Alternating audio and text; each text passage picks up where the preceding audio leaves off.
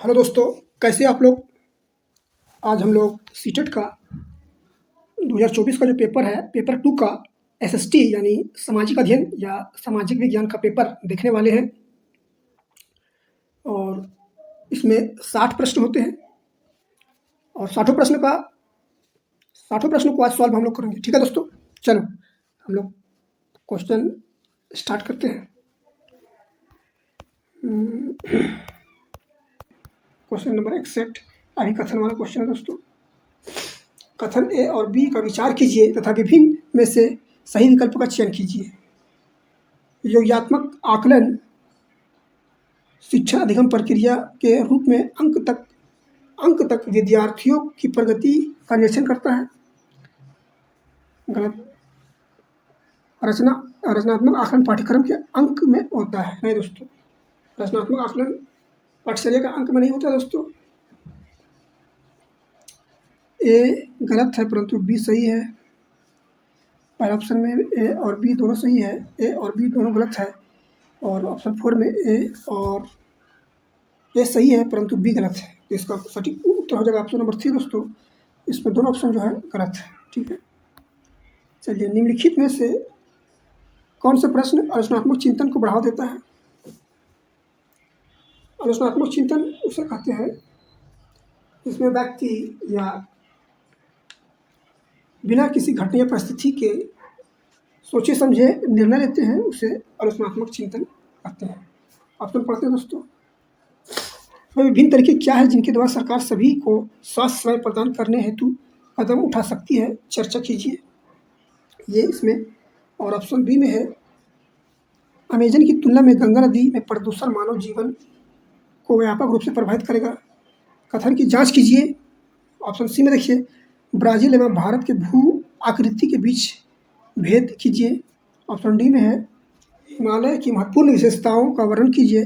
Option E में है मुगल प्रशासन की जमींदार की भूमिका क्या थी। तो आलोचनात्मक चिंतन का विकास करने के लिए हमें छात्रों को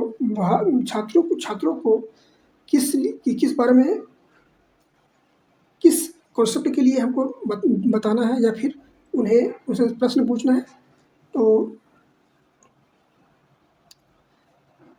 दोस्तों यहाँ पर देखिए केवल बी सी डी और ई, केवल ए और बी, केवल बी और सी, केवल ए बी सी और डी। बताइए दोस्तों कौन सा सही होगा। आलोचनात्मक चिंतन को बढ़ावा देने के लिए हमें बच्चों को सरकार द्वारा स्वास्थ्य सेवाएं प्रदान करने हेतु जो कदम उठा रही है उस बारे में चर्चा करने के लिए कहेंगे। अमेजन नदी की तुलना में गंगा नदी में जो प्रदूषण मानव जीवन को क्या व्यापक रूप से प्रभावित करेगा, इस बारे में चर्चा करने के लिए कहेंगे। तो ऑप्शन नंबर ए और बी आपका सही हो जाएगा। तो ऑप्शन नंबर 2 आपका सही हो जाएगा। ठीक है दोस्तों, चलिए क्वेश्चन नंबर 3 देखते हैं। खेतिहार मजदूरों को दी जाने वाली मजदूरी के कारण का चुनाव करें। वे बाजार में मिल रही मजदूरी से संतुष्ट हैं, वे कुशल नहीं हैं, वे एक नियमित काम के लिए भूमि मालिकों पर निर्भर होते हैं और उनमें से अधिकांश लोगों के पास अपनी ज़मीन नहीं होती है। तो खेतिहार मजदूरों को दी जाने वाली कम मजदूरी के कारण जो है एक नियमित काम है और भूमि के मालिकों पर जो खेतिहार वो निर्भर रहते हैं। तो ऑप्शन नंबर 3 आपका सही हो जाएगा दोस्तों। चलिए क्वेश्चन नंबर 64 यानी 64 देखेंगे। छात्रों के लिए सामाजिक विज्ञान पाठ्यक्रम की गतिविधियों को और अधिक आकर्षक बनाया जा सकता है। ए में व्यापक व्याख्यान के पक्ष में आलोचनात्मक सोच और चर्चा को कम करने से। दूसरे में प्रौद्योगिकी और मल्टीमीडिया संसाधनों को शामिल करके। तीसरा में है केवल सबसे महत्वपूर्ण ऐतिहासिक घटनाओं और आंकड़ों पर ध्यान केंद्रित करने से। चौथा में है तथ्यों और आंकड़ों को याद करने पर जोर देने से। याद करने के लिए जोर नहीं देना दोस्तों, ये नहीं होगा। तो इसका सटीक उत्तर हो जाएगा प्रौद्योगिकी और मल्टीमीडिया, जैसे media, audio recording, video recording, समाचार पत्र, पत्रिकाएं, इस पर हम ध्यान आकर्षित करके सामाजिक विज्ञान का पाठ्यक्रम है उसको हम और भी आकर्षक बना सकते हैं। ठीक है दोस्तों, चलिए क्वेश्चन नंबर 65 देखेंगे। मिलान करने का क्वेश्चन है। निम्न में से मिलान करें और सही विकल्प को चुनें।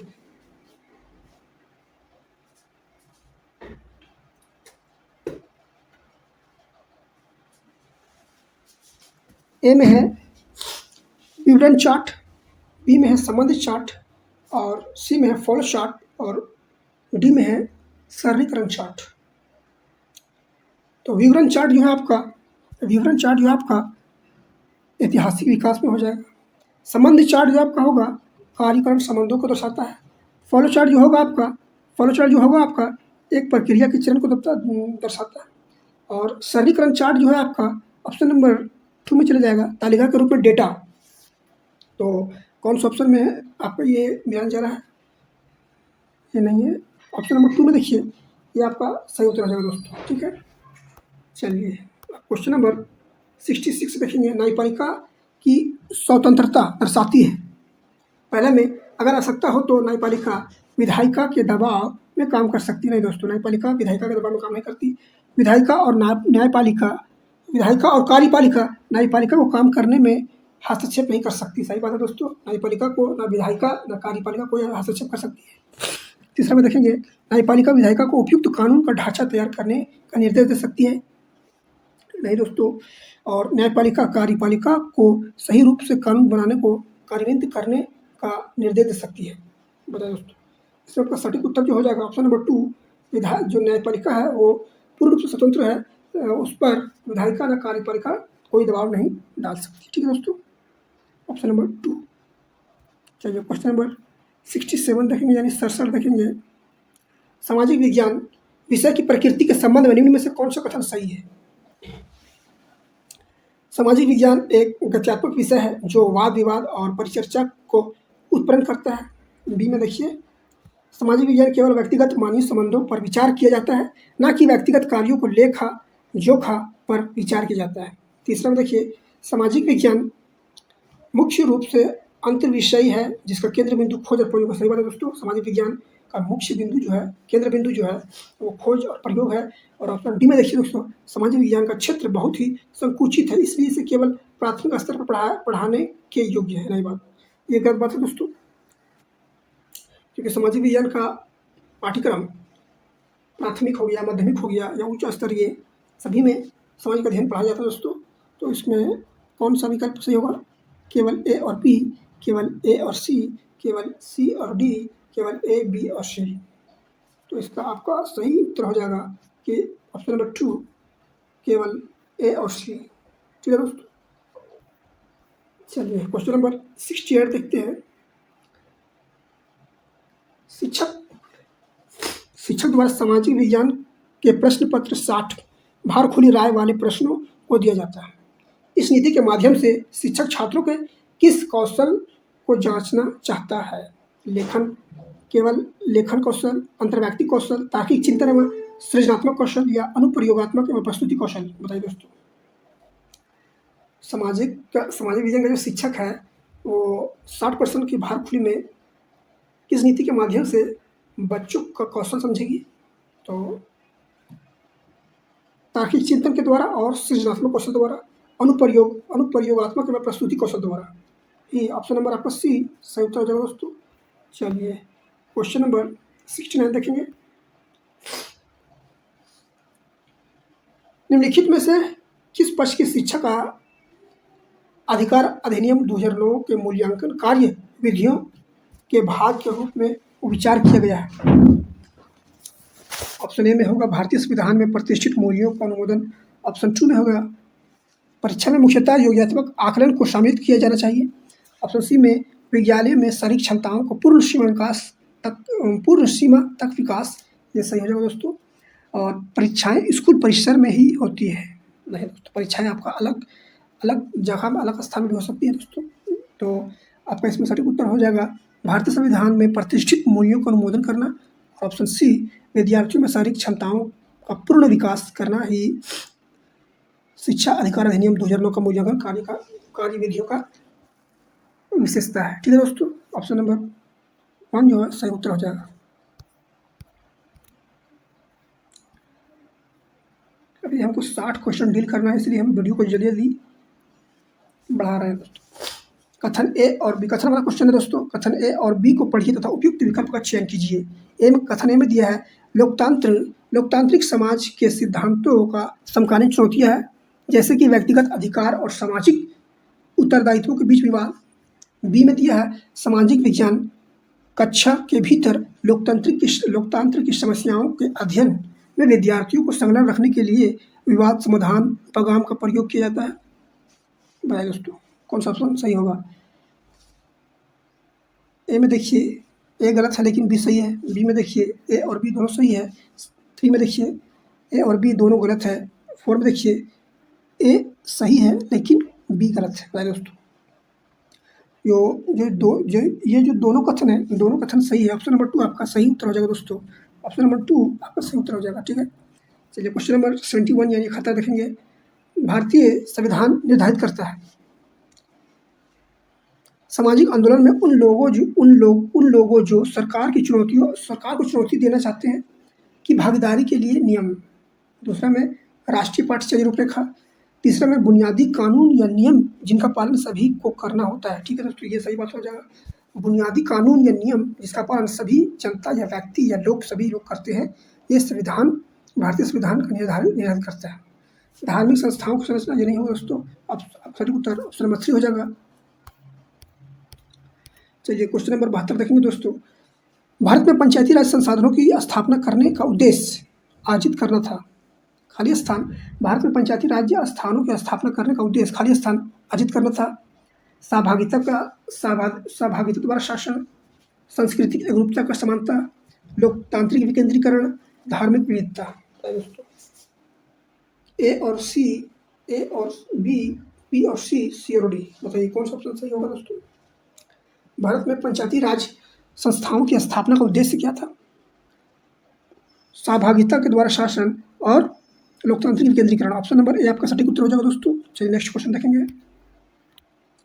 निम्नलिखित में से कौन से विषय मिडिल स्कूल विद्यार्थियों के लिए अति उपयुक्त है। बताइए दोस्तों इतिहास में महात्मा गांधी का योगदान, भारत का आर्थिक विकास, वर्तमान परिदृश्य में महिलाओं की स्थिति, और डी में जनसंख्या वृद्धि के कारण। बताइए दोस्तों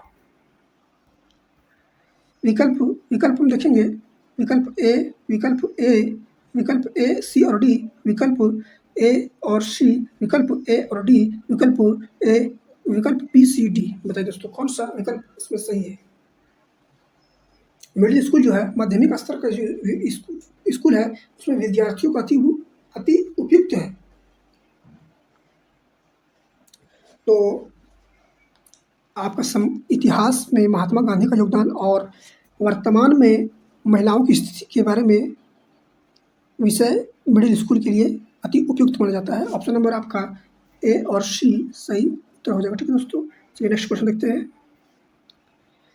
देखिए यहाँ पर लिखा है एक सामाजिक विज्ञान शिक्षक शिक्षार्थियों में किस प्रकार सामाजिक मूल्यों का विकास कर सकता है। एक सामाजिक विज्ञान का टीचर है यानी एसएसटी का टीचर है, वो बच्चों में सामाजिक मूल्यों का विकास किस प्रकार करेगा। पहला में दिया है अनुशासन के भाव का विकास करके, सही बात है दोस्तों। दूसरा में स्कूल कक्षा में उपयुक्त रूप से व्यवहार करके, सही बात है दोस्तों। और तीसरा में होगा विद्यार्थियों को व्यावसायिक फिल्में देखने के लिए कहना। नहीं दोस्तों, फिल्में देखने के लिए कहना है कक्षा स्कूल परिसर में उपयुक्त लोकतांत्रिक मूल्यों का पालन करके, ये भी सही हो दोस्तों। कक्षा स्कूल में लोकतांत्रिक मूल्यों का कक्षा स्कूल में जो भी परिवेश है उसका लोकतांत्रिक मूल्यों का पालन करके आप बच्चों में सामाजिक विज्ञान का विकास कर सकते हैं, सामाजिक विकास कर सकते हैं। तो इसमें आपका हो गया 1, 2 और 4, इसमें 1, 2 और 4। ऑप्शन नंबर 4 आपका सही उत्तर हो जाएगा दोस्तों। चलिए क्वेश्चन नंबर 75 देखेंगे यानी 75।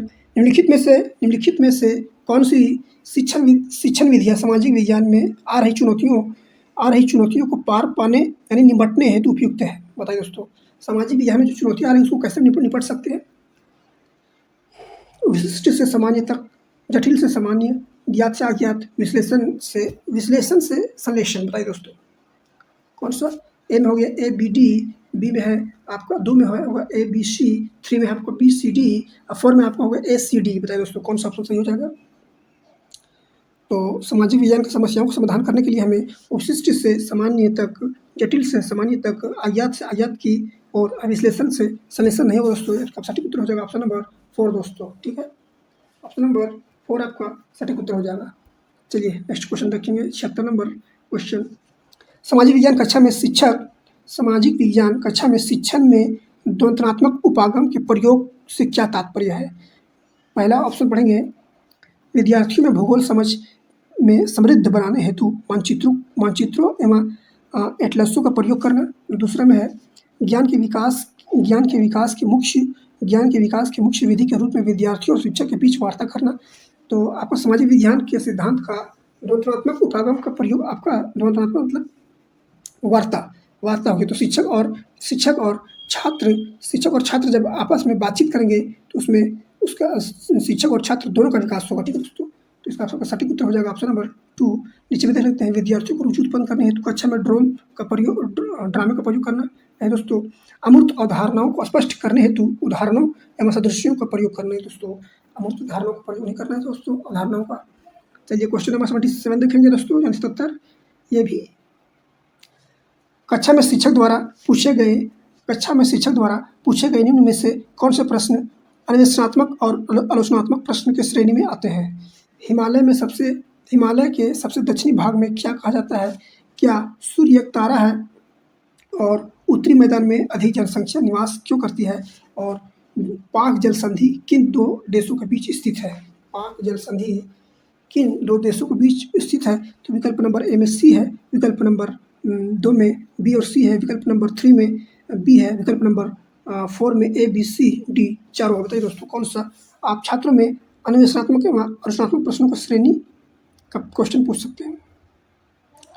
आलोचनात्मक मतलब बिना सोचे समझे किसी चीज़ में आलोचना करना, और अन्वेषणात्मक मतलब जांच करना, खोज करना होता है दोस्तों। ठीक है, तो आप क्या सूर्य एक तारा है, इस बारे में ये आपका सटीक उत्तर हो जाएगा। और उत्तरी मैदान में अधिक जनसंख्या निवास करती है, ये आपका अन्वेषणात्मक एवं आलोचनात्मक प्रश्न की श्रेणी में आते हैं। तो आपको ऑप्शन नंबर 2 सही हो जाएगा दोस्तों। ठीक है, ऑप्शन नंबर 2 सही हो जाएगा। चलिए क्वेश्चन नंबर 78 यानी 78 देखते हैं। छोटी कार्यशालाएं और कारखाने अनियमित श्रमिकों के रोजगार देने में तरहीज देते हैं क्योंकि? जो छोटी कार्यशालाएं हैं या कारखाने अनियमित मतलब नियमित नहीं है, अस्थायी श्रमिकों को रोजगार देने में तरहीज देते हैं क्योंकि ऑप्शन पढ़ते हैं, राज्य के पहले ही श्रमिकों का लाभ का ख्याल रखा हुआ है। नहीं दोस्तों, और उन्हें बिना किसी पूर्व नोटिस के नौकरी से निकाला जा सकता है। सही बात है दोस्तों, इसलिए उसने अनियमित श्रमिकों को रोजगार दिया है और उन्हें अधिकांश शिक्षित नहीं होते, उनमें से अधिकांश शिक्षित नहीं होते दोस्तों। और डी में देखिए उन्हें न्यूनतम संभावित वेतन में रखा जाता है। बताइए दोस्तों कौन सा ऑप्शन? ऑप्शन नंबर विकल्प नंबर ए या सी, विकल्प नंबर ए या बी, विकल्प नंबर बी या डी, विकल्प नंबर सी या डी, कौन सा विकल्प सही होगा? तो इसमें आपका विकल्प नंबर बी और विकल्प नंबर 3 सही हो जाएगा दोस्तों, विकल्प नंबर 3 सही हो जाएगा दोस्तों। ठीक है, चलिए क्वेश्चन नंबर 79 यानी 79 देखते हैं। क्वेश्चन नंबर 79 देखते हैं दोस्तों। क्वेश्चन नंबर 79 देखेंगे दोस्तों। नेल्सन मंडेला ने कैद के 28 वर्ष हजारों अश्वेत लोगों के साथ बिताए। बताइए दोस्तों, ये में देखेंगे राजा और राजशाही के खिलाफ आवाज़ उठाने के लिए, दूसरे में रंग भेद का विरोध करने और अलगाव की नीतियों के खिलाफ संघर्ष करने के लिए, तीसरा में अपराध के लिए सजा पाने के लिए, चौथा में सरकारी सत्ताधारी पदों के प्राप्ति के लिए। बताइए दोस्तों, नेल्सन मंडेला ने कैद के 28 वर्ष हजारों अश्वेत लोगों के साथ बिताए। बताइए दोस्तों कौन सा, किस कारण?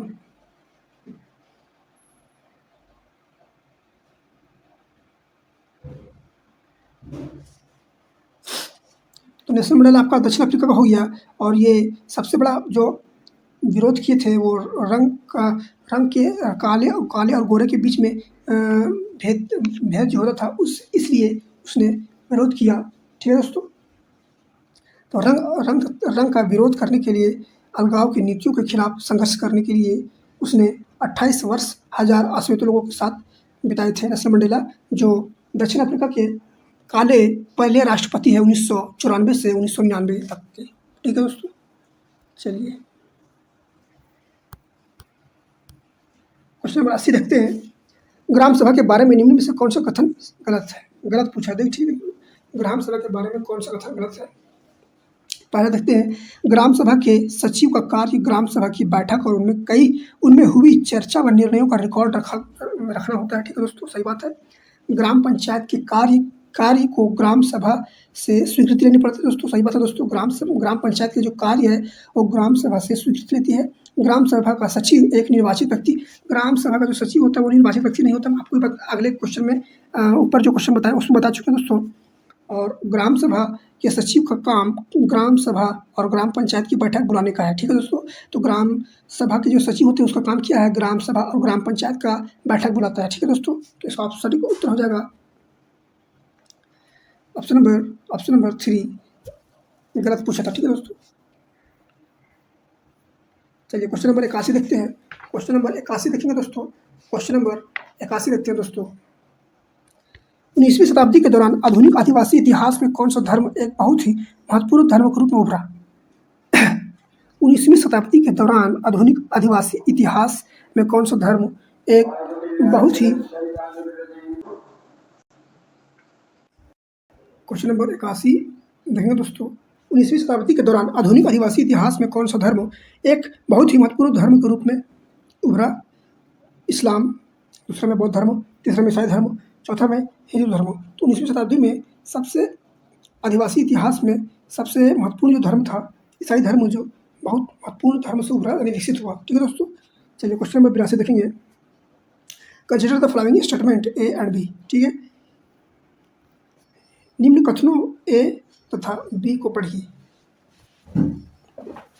1909 में बने गवर्नमेंट ऑफ इंडिया एक्ट ने कुछ हद तक भारत में निर्वाचित प्रतिनिधियों की व्यवस्था की मंजूरी दी थी। और बी में 1909 में गवर्नमेंट ऑफ इंडिया एक्ट द्वारा सभी वयस्कों को वोट डालने का अधिकार हो गया। तो 1909 में सभी, तो ये गलत, ये आपका 1909 में गवर्नमेंट ऑफ इंडिया एक्ट द्वारा सभी वयस्कों को वोट डालने का अधिकार नहीं दिए गए थे दोस्तों। केवल ऑप्शन ए आपका सही बोल रहा है कि 1909 में बने गवर्नमेंट ऑफ इंडिया एक्ट ने कुछ हद तक भारत के निर्वाचित प्रतिनिधियों की व्यवस्था की मंजूरी दी थी ब्रिटिश सरकार ने।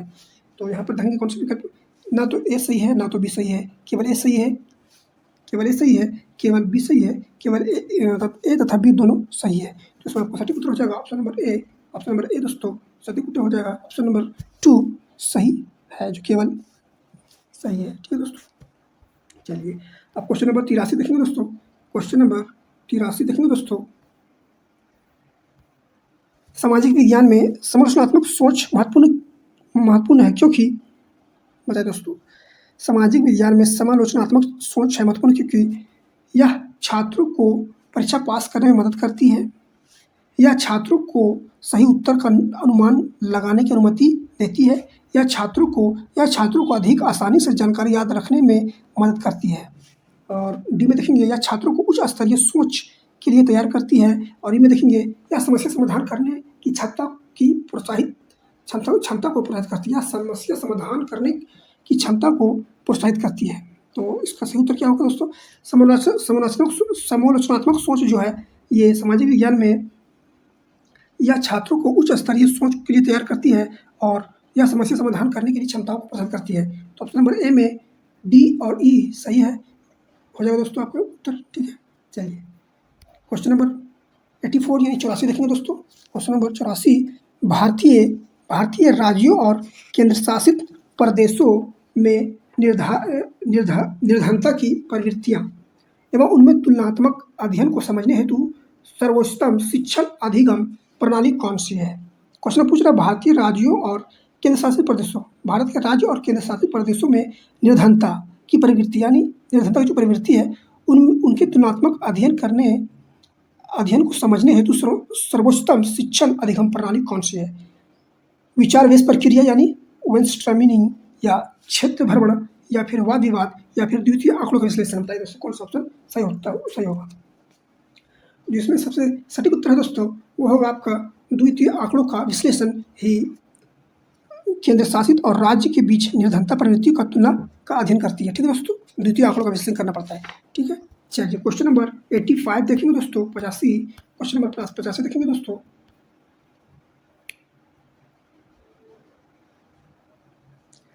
निम्नलिखित में से प्रश्न संज्ञानात्मक क्षमताओं का मूल्यांकन पक्ष को आंकते हैं? निम्नलिखित में से कौन से प्रश्न संज्ञानात्मक क्षमताओं के मूल्यांकन पक्ष को आंकते हैं? बताइए दोस्तों। देखिए, पहला में हो गया पोषण अभियान भारतीय बच्चों के पोषण स्तर को सुधारने हेतु एक महत्वपूर्ण कार्यक्रम है। साक्ष्यों सहित कथन की जांच कीजिए। दो शताब्दियों के भारत में औपनिवेशिक शासन में भारत के अनिवार्य सामाजिक परिवर्तन की स्थिति में छोड़ दिया। क्या आप इस कथन से सहमत हैं? व्याख्या कीजिए। जनधन योजना की महत्वपूर्ण विशेषताओं का वर्णन कीजिए। 1991 में 1991 के उत्तरार्ध में भारत में गरीबी और बेरोजगारी की गिरावट आई। कथन पर औचित्य सिद्धांत कीजिए। बताइए दोस्तों, कौन सा ऑप्शन सही होगा? केवल सी और डी, केवल ए या बी, केवल ए बी सी या केवल ए बी सी या डी?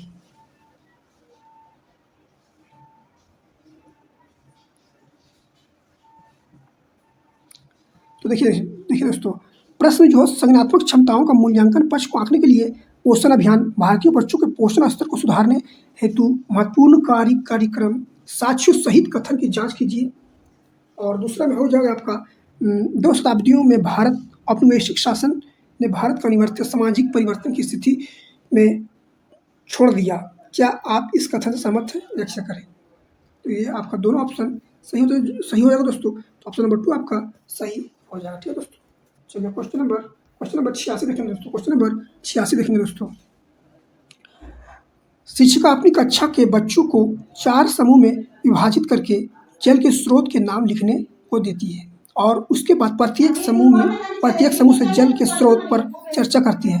पाठ्य योजना के 5 ई उपागम के तहत वह निम्न में से कौन सा सबसे पहले प्रयास करेगी? मतलब संकलन करना, अन्वेषण करना, मूल्यांकन करना, विस्तार करना।